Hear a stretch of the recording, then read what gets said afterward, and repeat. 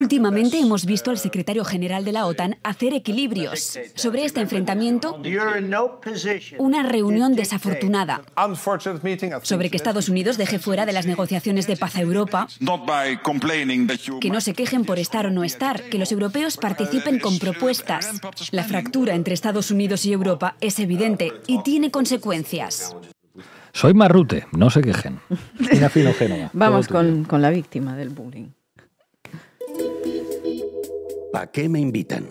El análisis internacional de Ina Afinogenova. No conozco al presidente de Ucrania, pero su comportamiento es un poco extraño. Parece que es parte del espectáculo. Está en la televisión mañana, tarde y noche. Está en el Parlamento del Reino Unido, el Parlamento alemán, el Parlamento francés, el Parlamento italiano, como si estuviera librando una campaña política. Debería estar en la mesa de negociaciones. Si no hubiera querido la guerra, habrían negociado un poco más. Deberíamos tener una conversación seria. Está bien, fuiste un buen comediante, pero no hagamos la guerra para que aparezcas en la televisión. Esto lo decía el presidente brasileño Lula da Silva en una entrevista a la revista Time hace casi 3 años, en mayo de 2022. La guerra en Ucrania iba por el tercer mes y tenía ya en su historial un acuerdo de paz frustrado, como supimos después. 3 años después, lo que vimos en el despacho Oval parecía un capítulo más del Servidor del Pueblo, la serie que catapultó a Zelensky a la fama y posteriormente a la presidencia. Un capítulo que incorporó un elenco estelar de Hollywood, ¿verdad? Pero claro, el hecho de que la realidad haya superado tanto la ficción convierte ese episodio en uno de los más importantes en la historia de la diplomacia. Por varias razones. La principal es que es una muestra de lo que el presidente brasileño articuló hace 3 años ya, que Volodymyr Zelensky, el Churchill de nuestros tiempos, no es capaz de salirse del papel, anhela esa bendita primavera de 2022, insisto, para él lo fue cuando fue declarado el líder del mundo libre y aplaudido por la comunidad internacional, salvo algunas escasas excepciones. Por lo tanto, la intenta prolongar lo que puede y a costa de lo que sea, hacer la guerra para aparecer en televisión, como dijo Lula. Esto da una idea no solo sobre la calidad humana del presidente, sino también sobre muchos de los acontecimientos que pasaron en los años, tanto posteriores a la invasión rusa como en los años previos. Ahora me explico. Zelensky en este viaje ha tenido solo un trabajo, como dijo Irene ya, conseguir el mejor acuerdo posible para su país. No entro a evaluar ahora si depositar los recursos naturales de tu estado para el beneficio de Estados Unidos es buena o mala estrategia. Lo cierto es que Ucrania entregó su soberanía y con ello toda su riqueza a Estados Unidos hace muchos años ya. El caso es que fue a Estados Unidos específicamente a firmar el famoso acuerdo de minerales que aparentemente estaba listo después de meses de conversaciones y redacción. No viene de más recordar que él mismo se lo propuso a Estados Unidos y otros aliados occidentales en septiembre, en el marco de su Plan para la Victoria, ¿se acuerdan? Luego se desdijo públicamente porque no quería que Ucrania apareciera como deudora y pidió una mención a las garantías de seguridad. Algunos de sus clamores aparentemente se tomaron en cuenta porque la versión final del acuerdo sufrió cambios y, según informaba la semana pasada el New York Times, ya no tenía referencias a los miles de millones de dólares que, según Trump, Ucrania le tiene que devolver a los contribuyentes estadounidenses por las ayudas prestadas. A cambio de ese acuerdo, Trump dijo vagamente que Ucrania quizá podría contar con el suministro de armas. Zelensky fue a Washington a esa reunión a firmar todo eso porque básicamente no tiene nada mejor sobre la mesa, porque lo han dejado entre la espada y la pared y además él mismo estaba a favor del acuerdo y fue también a demostrar a Rusia que su alianza con Trump no es tan débil como fantasean en el Kremlin, pero claro. ¿Qué pasó, Ina? ¿Qué pasó? Lo vimos todos, un nuevo capítulo de la serie Servidor del Pueblo con elenco especial, como dijiste. Hay un vídeo de esta reunión de casi 50 minutos, también lo mencionó Sugasti, está subido en Twitter, en redes sociales, que es totalmente necesario ver completo para darse cuenta de cómo transcurrió todo. Las teorías acerca de que fue una emboscada de Trump y Vance contra Zelensky se caen por su propio peso. Arrancan hablando tranquilamente nuevamente y así transcurren unos 40 minutos. Trump insiste en un acuerdo de paz, en la necesidad de acabar la guerra. Luego podemos analizar esa pax trumpista, pero no viene a cuento ahora. Y Zelensky lo aprovecha para, en términos generales, sugerir que así no se va a acabar. Insiste en las garantías de seguridad que en su lógica consisten en el envío de más y más armas, o mejor aún de tropas, o mejor aún en la incorporación de Ucrania a la OTAN y, bueno, la activación del artículo 5 sobre la defensa colectiva. O sea, las garantías de seguridad que pueden desencadenar un enfrentamiento directo entre Rusia y la OTAN y una guerra entre potencias nucleares en las que no puede haber un ganador. Así es, eso es lo que pasa a lo largo de los 40 minutos que preceden a la culminación en la que todo se descontrola y en la que nadie queda bien. Zelensky se metió en un entorno muy difícil, en una posición extremadamente débil y tirando de un estilo de diplomacia, entre comillas, que con esta administración claramente no funciona, la diplomacia del servidor del pueblo, de la serie, que le funcionó con Europa, le funcionó con Obama, con Biden, incluso con Putin, pero no con este Trump del segundo mandato. Ucrania depende demasiado de los Estados Unidos como para ir a calzón quitado con esta gente, y si lo que tú quieres conseguir es que te den más dinero y más armas a cambio de unos recursos naturales propios que no está muy claro que tengas, intuyo que no es así como se tiene que actuar. Intuyes bien, yo creo. Hay varios momentos muy llamativos que creo que se convierten en una suerte de trigger para Trump. Vean. We gave you military equipment, and you men are brave, but they had to use our military. If you didn't have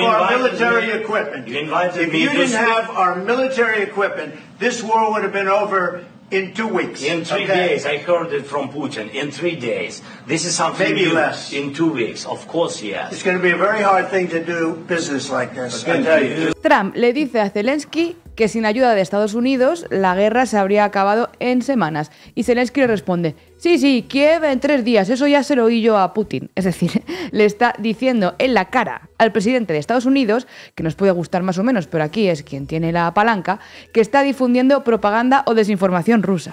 En un momento dado, cuando J.D. Vance entra en la discusión, Zelensky parece estar maldiciendo directamente en ruso medio bajito, algo que no sorprende porque ya lo vimos utilizando ese lenguaje en distintas entrevistas.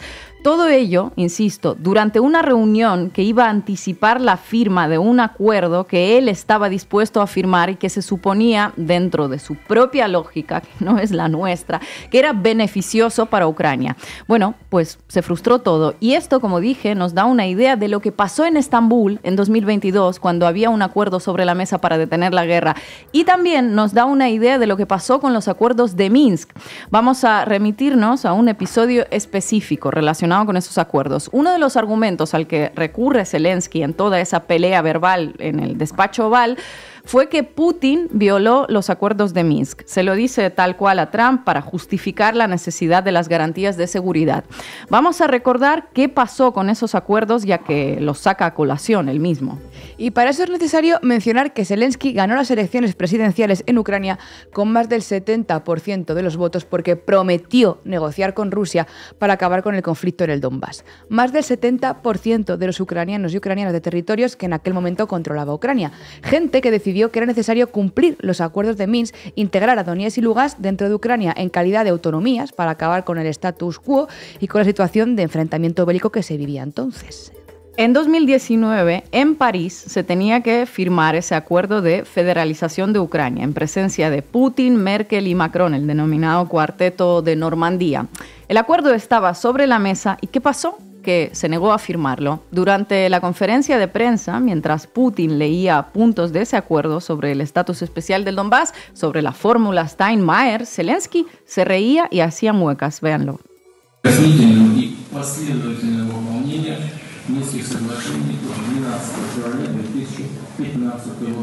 Особый статус Донбасса на постоянной основе. Необходимо, конечно, продлить срок действия договора об особом статусе отдельных регионов Донбасса. И в конечном итоге придать этой норме постоянный характер, как это и предусмотрено в Минских соглашениях. Exactamente de la misma manera que las hizo el fin de semana pasado en el despacho Oval. Muy bien si de lo que se trata es de hacer una interpretación de un personaje de la serie Servidor del Pueblo, pero muy contraproducente si eres el presidente real de un país que está siendo desangrado en una guerra. Aquellos acuerdos, los acuerdos de Minsk, como sabemos, no los firmó y cuando volvió a Ucrania lo argumentó al unísono con todos los medios ucranianos, de los que el 90%, como sabemos hoy, fueron financiados por la USAID, pues diciendo que los acuerdos de Minsk eran un tumor para Ucrania, que no había que firmarlos nunca, que era una mina debajo del país y que no podían cumplirlos tal y como estaban planteados porque Ucrania tenía que ser un estado unitario y no federativo y la población que se siente rusa pues que se mude a Rusia, igualito que Bezalel Smotrich hablando a los palestinos de Gaza. Entonces, una se pregunta, si a Trump le dice en el despacho Oval el fin de semana pasada que los acuerdos de Minsk los violó Putin, pero está la constancia de aquella reunión en París cuando él mismo se negó a firmarlos, ¿en qué momento miente Zelensky? No hay coherencia ni siquiera en la argumentación. ¿Es una cosa o la otra? ¿O los acuerdos de Minsk los violó Putin o eran malos para Ucrania y por lo tanto no los quería cumplir? Las dos cosas a la vez son difíciles de comprender, ¿no? Este modus operandi al parecer se repitió en Estambul en marzo de 2022 cuando, según numerosos testimonios, había un acuerdo sobre la mesa muchísimo más beneficioso para Kiev, aunque sea porque la guerra llevaba apenas unas semanas con muchísimos menos muertos, y la delegación ucraniana se levantó de la mesa inesperadamente después de la visita de Boris Johnson a Kiev. Hoy cualquier acuerdo sería peor para el país porque Rusia no se muestra muy dispuesta a retirarse de los territorios que ocupó desde entonces, eso por no hablar de toda la destrucción y las muertes por el camino. Entonces, lo que se percibe aquí es un rechazo sistemático a la paz por parte de la élite de un país que está siendo desangrado. Una élite que encuentra palmaditas y es jaleada por los líderes europeos y sigue saliendo en la tele, parafraseando a Lula, pero que francamente está sola frente a sus soldados y frente al bulldozer putinista. Kaja Kallas puede decir lo que sea sobre la necesidad de derrotar a Putin y luego a China, pero dudo que los 7.000 soldados de las Fuerzas Armadas estonias supongan un game changer en el frente de Donbass, incluso si los deciden mandar a las trincheras, que lo dudamos. La élite ucraniana, sin embargo, decide prolongar la agonía de su propio país, pasando de unas condiciones más o menos aceptables y forzando la situación para terminar teniendo cada vez menos margen de maniobra. Lo que tuvieron en 2022 en Estambul no parece que lo vuelvan a tener. Y el acuerdo de minerales, que siguen diciendo que están dispuestos a firmar, puede que ya tenga otro precio para ellos, puede que sume unas nuevas condiciones difíciles de aceptar. Por lo pronto, todos los altos funcionarios de Estados Unidos le exigen a Zelensky una disculpa pública para retomar la negociación. Todos se han pasado hablando estos días de la humillación de Trump y Vance a Zelensky, pero no se equivoquen. La humillación viene de lejos, de la administración Biden y de los falsos amigos de Ucrania que le animaron hace muchos años a convertirse voluntariamente en una rayadora contra Rusia y le animan en cada nuevo escalón de esta espiral de violencia a subir un poquito más las apuestas, incluso cuando ya queda claro que no se puede ganar.